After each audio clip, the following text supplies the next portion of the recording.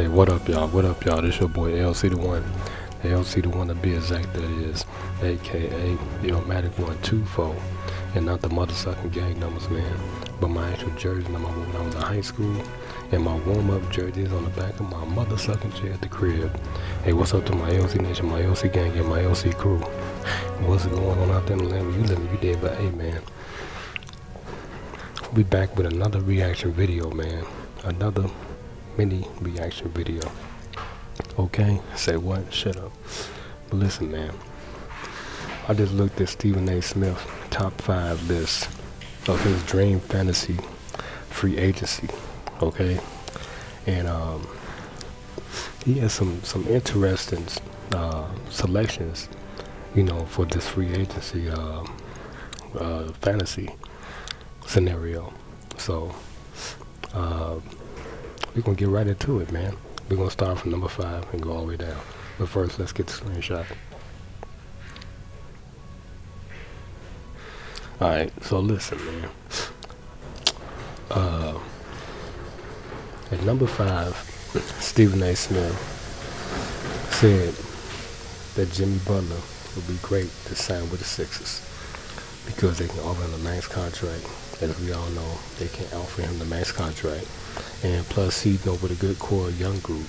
You know, Ben Simmons, Tobias Harris, Joel Embiid, BB, and you know, he got some clutch shooters, sharp shooters on the bench, JJ Redick, and a few other players. So yeah, that I picked that pick also to be number 5. You know, because well, as a top free agent, I picked Jimmy Butler to stay with the Sixers. However, if he do go to LA, like I was saying in my last video, that would be great, man, because you know he can maximize his potential with the Clippers or the Lakers. The Clippers, they got a really good team, but you know, you want to think about the experience in the long run.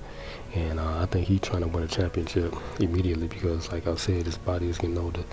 He's getting weary, you know. And yeah, you know, playing with LeBron James, it don't get no better than that. He's the GOAT right now. You know, got the league on lock. Okay, number 5, man. Number 4. He said Kawhi to the Clippers. Now, this is really interesting because, as you know, man, Kawhi just won a championship with the Toronto Raptors. Alright, he won a championship with the Raptors, and he in a great situation. Get a max contract as well. Stay with that team, get $190 million. Leave that team, leave $50 million. Go to another team like the Lakers or the Clippers. Instantly build a dynasty. The Lakers more so because they got LeBron James and Anthony Davis. However, they don't have enough cap money to pay him. But at this juncture, you know, he's a seasoned vet, experienced, you know, champion, and I'm pretty sure he don't want to subject himself to a rebuilding type of thing. You know, because say if you go to the Clippers and they sign Jimmy Butler too, then you're in the same type of scenario with type situation as the Lakers.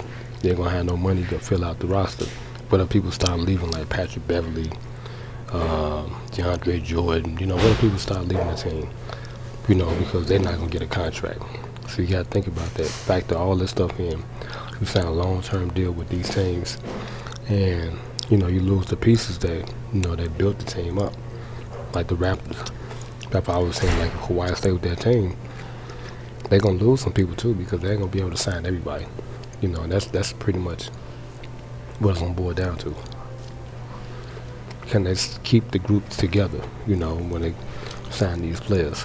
But if you got 2 or 3 experienced players plus a superstar like LeBron James, then you can, you know, that's a round down team. You can deal with that because LeBron is a champion. Kawhi, he a champion too, so that's what I'm saying. You got to keep all that in mind. That's what a lot of them players, they be, you know, thinking about. They factor all that stuff in before they make that decision. All right, number 4, man. Number 3. He picked Kemba Walker to go to the Sixers. Now, I don't think that's a likelihood, because the only way they'll sign Kemba Walker if they trying to move Ben Simmons, because he is the point guard of the team. And like I was saying in a previous video, Ben Simmons is great for the Sixers, and Jimmy Butler is great for that organization too, because that's what you want your team to look like, structured like that. That's how it was when Magic Johnson played. He wasn't looked at to be the scorer. He was just a facilitator. That was it. Like Jason Kidd. Jason Kidd just was on the wrong roles, wrong teams, and then he get a lot of help. That's the situation. Jason Kidd was a natural born passer. You know, that was his job. He was a real point guard. Steve Nash, same thing. You know, he didn't have to fill it up a lot, be the focal point of the team. Anthony Hardaway is the number one example of what I can mirror. You know, he wasn't trying to get in the way of someone like Shaquille O'Neal, Dennis Scott, you know, people like that. You know, Nick Anderson, because he had the scores. All he had to do was pass the ball, and every now and then give a team a lift or some help, you know, when it's needed. But Kemba Walker going to the Sixers, that'd be good, but they would have to move Ben Simmons. That's the issue. Will they be willing to get rid of Ben Simmons in a trade or something? Well, he can sign with a team right now because he's a free agent, and he just told Michael Jordan he's not taking a pay cut. So, yeah, that would be great for the Sixers, but they would have to move Ben Simmons. All right, number 2, he picked Klay to the Lakers. Now, this make a lot of sense too, because if Klay go to the Lakers, then he can fill that 6-man role, but that 2-guard role, because they got the power forward. They got center. They can sign centers like Brook Lopez or somebody like that. They can get a center. You know, I think they still got JaVale McGee on the roster, and LeBron would be the small forward. He go back to his natural position.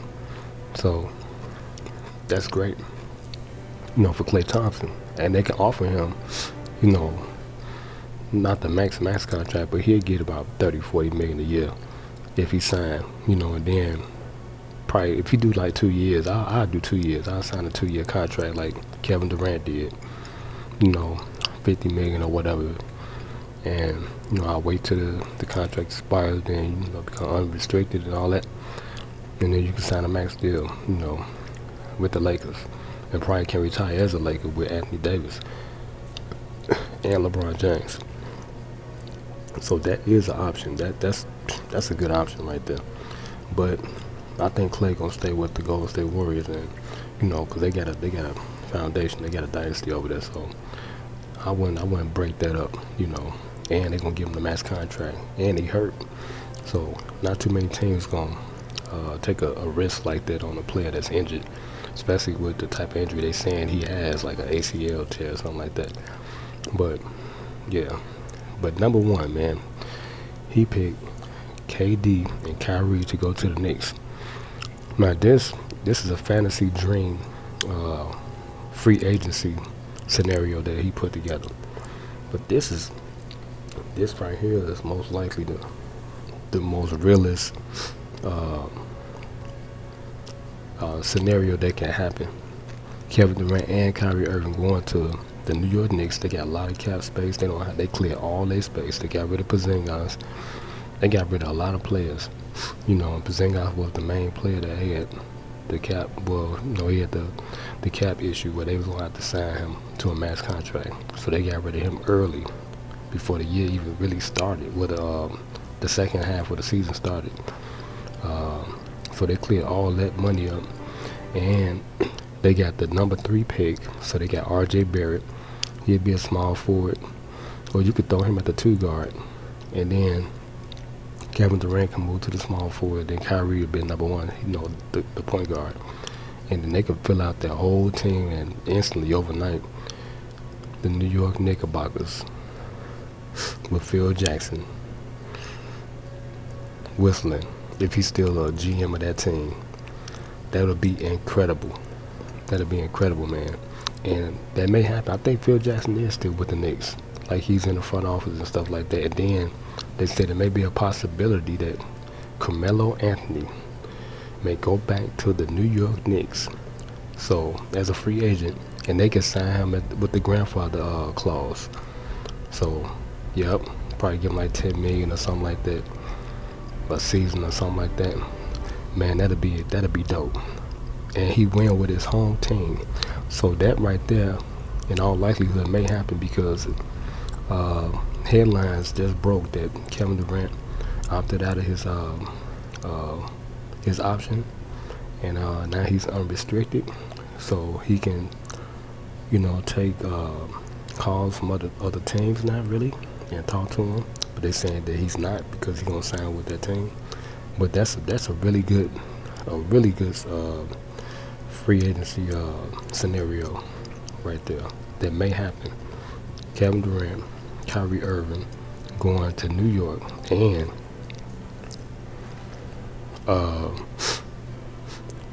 R.J. Barrett and Carmelo may come there too. So that's dope. But yeah, man, I have to give my thoughts on this Stephen A. Smith, man, A-list dream free agency scenario. I'll give you my top 5, but we ain't got time for all that. We just gonna ride with the Pimp Play Games of Hustle all about here, Stephen A. But hey, man, we finna get up out of here, man. It's your boy L City One, baby. L City One to be exact, that is, aka Illmatic 124.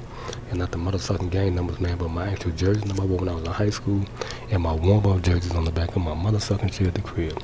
Like I always say, man, keep it pimping and avoid slipping, because they will get your motherfucking ass if you slip on that motherfucking banana peel. Ain't nobody in here now.